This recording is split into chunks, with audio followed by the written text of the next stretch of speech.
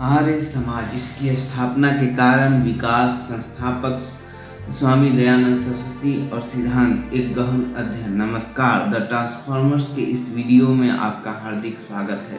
1875 में स्वामी दयानंद सरस्वती द्वारा स्थापित आर्य समाज एक परिवर्तनकारी आंदोलन था, जिसने भारतीय समाज की सामाजिक धार्मिक चुनौतियों का समाधान करके और वेदों के आध्यात्मिक सार को पुनर्जीवित करके समाज में सुधार लाने का प्रयास किया। यह उस समय सामाजिक सुधार की तत्काल आवश्यकता के जवाब के रूप में उभरा, जब भारत ब्रिटिश उपनिवेशवाद और अपनी पारंपरिक सामाजिक संरचनाओं के पतन की दोहरी चुनौतियों से जूझ रहा था। इस आंदोलन का प्रभाव शिक्षा, सामाजिक न्याय और आध्यात्मिक कायाकल्प तक फैला, जिसने भारत के इतिहास पर एक अमिट छाप छोड़ी। निबंध आर्य समाज, यह वीडियो आर्य समाज की स्थापना, विकास और सिद्धांतों की एक व्यापक खोज प्रदान करता है, जो यूपीएससी उम्मीदवारों और भारत के सामाजिक आर्थिक सुधार आंदोलनों में रुचि रखने वाले किसी भी व्यक्ति के लिए इसके महत्व पर प्रकाश डालता है। सामाजिक ऐतिहासिक संदर्भ, आर्य समाज की स्थापना क्यों की गई? 19वीं सदी के मध्य में भारत के सामाजिक गतिरोध की स्थिति थी। सती प्रथा, बाल विवाह, अस्पृश्यता और कठोर जातिगत भेदभाव जैसी प्रथाएं समाज में हावी थी। अंधविश्वास और कर्मकांडों ने हिंदू धर्म की दर्शनगत और आध्यात्मिक नींव को दबा दिया। इस उथल पुथल के बीच ब्रिटिश औपनिवेशिक शासन ने मौजूदा विभाजन को और बढ़ा दिया, जबकि ईसाई मिशनरियों ने हिंदू धर्म को प्रतिगामी बताकर भारतीयों को धर्मांतरित करने की कोशिश की। इसके साथ ही पश्चिमी शिक्षा ने भारतीय बुद्धिजीवियों को तर्क संगतता, समानता और व्यक्तिगत अधिकारों के विचारों से परिचित कराया। ब्रह्म समाज और प्रार्थना समाज जैसे सुधारवादी आंदोलनों ने इन मुद्दों को संबोधित करने का प्रयास किया, लेकिन उनका दायरा अक्सर शहरी अभिजात वर्ग तक ही सीमित रहा। स्वामी दयानंद सरस्वती ने एक ऐसे आंदोलन की आवश्यकता को पहचाना जो भारत की प्राचीन विरासत में निहित हो और साथ ही इसकी समकालीन चुनौतियों का समाधान भी करे। उनकी दृष्टि आर्य समाज की स्थापना में परिणत हुई, जिसका उद्देश्य वेदों के आध्यात्मिक सार को फिर से खोजना और हिंदू समाज में सुधार करना था। स्वामी दयानंद सरस्वती, आर्य समाज के निर्माता। स्वामी दयानंद सरस्वती का जन्म 1824 में गुजरात के टंकारा में मूल शंकर तिवारी के रूप में हुआ था। वे एक धर्मनिष्ठ ब्राह्मण परिवार में पले बढ़े। छोटी उम्र में ही उनमें प्रश्न करने की प्रवृत्ति थी। अपनी बहन की मृत्यु और अकाल के दौरान अपने पिता द्वारा जटिल अनुष्ठान करने की जिद ने उन्हें बहुत परेशान किया। इन घटनाओं ने उन्हें मूर्ति पूजा और धर्म की कर्मकांड संबंधी प्रथाओं की प्रभावशीलता पर सवाल उठाने के लिए प्रेरित किया। आध्यात्मिक सत्य की खोज के लिए दृढ़ संकल्पित मूलशंकर ने 21 वर्ष की आयु में अपने पारिवारिक जीवन को त्याग दिया और एक सन्यासी का रूप में यात्रा पर निकल पड़े। वेदों के उनके व्यापक अध्ययन ने उन्हें आश्वस्त किया कि इन प्राचीन शास्त्रों में हिंदू धर्म का सच्चा सार नहीं थे, जो सदियों से चली आ रही विकृतियों से मुक्त है।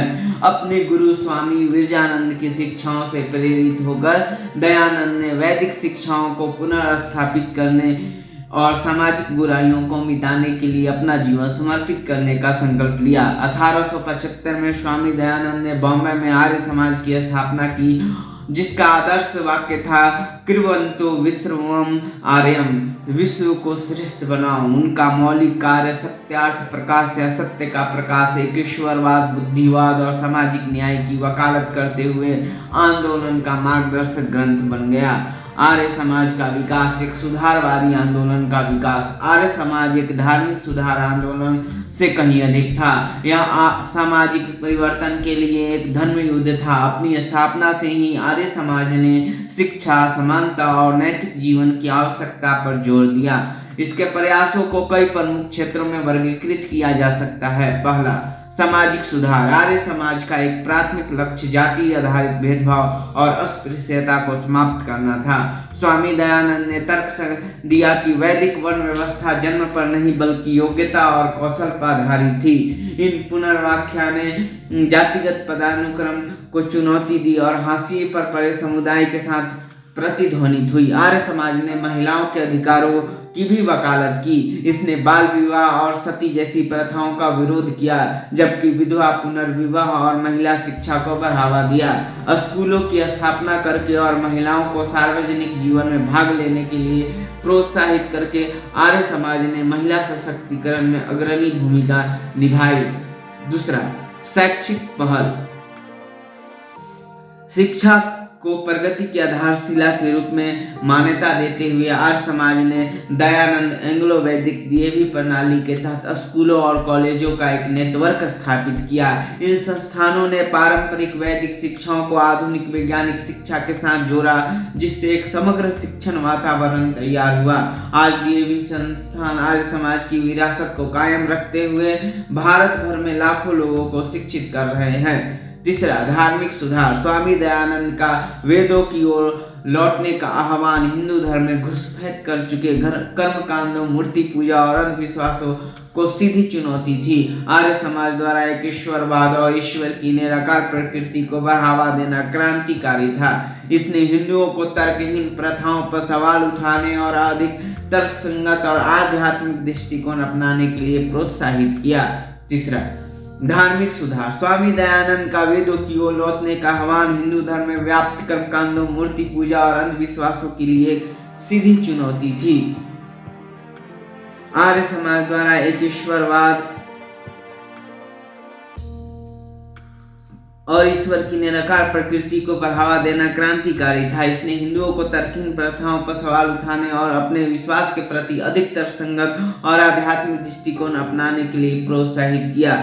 चौथा, राष्ट्रवादी आंदोलन में योगदान। आर्य समाज का आत्मनिर्भरता और भारत की सांस्कृतिक विरासत पर गर्व पर जोर उभरते हुए राष्ट्रवादी आंदोलन के साथ प्रतिध्वनित हुआ। लाला लाजपत राय, भगत सिंह और स्वामी श्रद्धानंद जैसे नेताओं ने आर्य समाज की शिक्षाओं से प्रेरणा ली।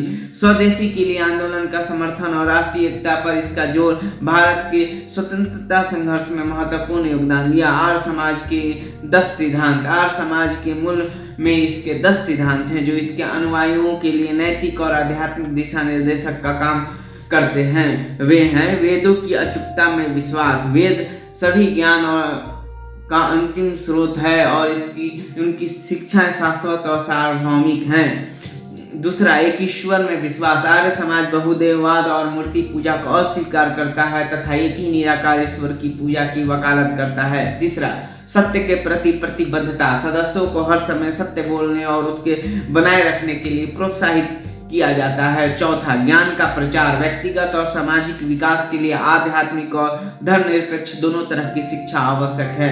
पांचवा, सामाजिक कल्याण। यहाँ आंदोलन मानवता के प्रति निस्वार्थ सेवा पर जोर देता है। छठा, समानता।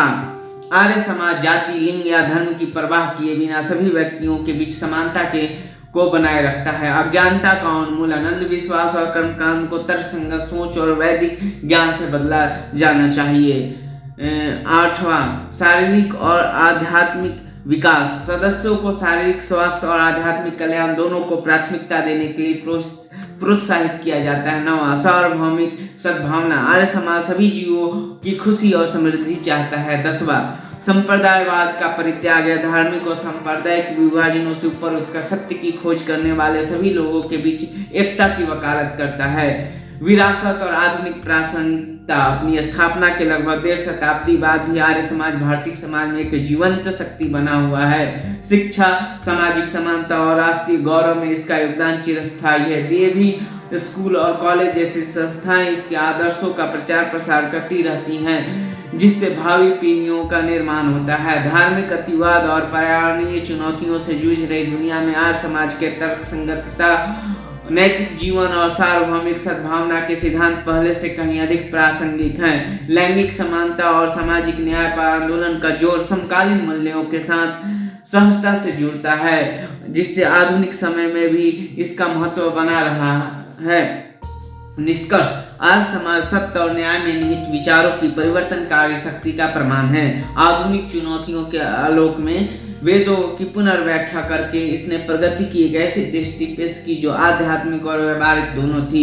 यूपीएससी उम्मीदवारों के लिए आर्य समाज की यात्रा भारत के सामाजिक धार्मिक इतिहास, सुधार आंदोलनों की गतिशीलता और परंपरा और आधुनिकता के बीच परस्पर क्रिया के बारे में मूल्यवान जानकारी प्रदान करती है।